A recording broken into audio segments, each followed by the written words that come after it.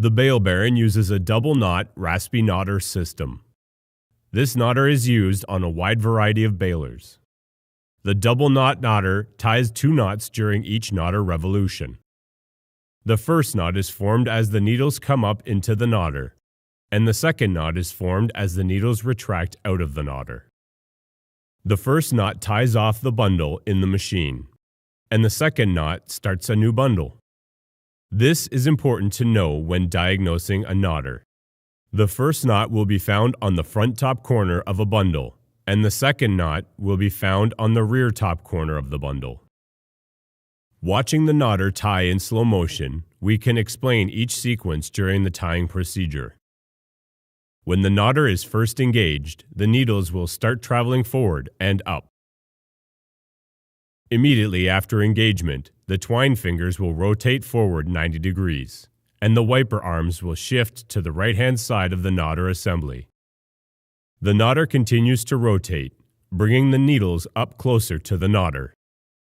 As the needles approach the knotter, the tucker arms will raise up. As the needles enter the knotter, the tips of the needles will intercept the top twine that is routed across the top of the bundle, under the wiper arm, and through the tucker arm. The top twine will lay into the first needle roller. The bottom twine is routed across the back edge of the needle and through the second needle roller.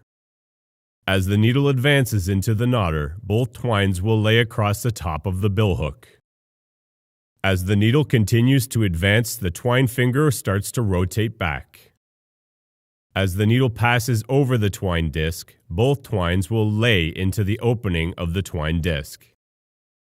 The twine finger now has rotated down, pulling the twines into the wiper arm notch.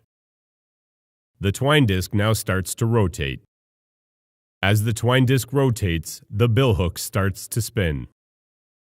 The billhook will spin 1 complete revolution. As the billhook spins, the tongue of the billhook opens, allowing the twine to enter between the billhook and its tongue. As the billhook completes its rotation, the tongue closes. At the same time, the wiper arm starts to rotate to the left. As the wiper arm rotates, the knife on the wiper arm cuts the twine stretched from the twine disc to the billhook. As the wiper arm moves across the billhook, the wiper arm pulls the knot from the billhook.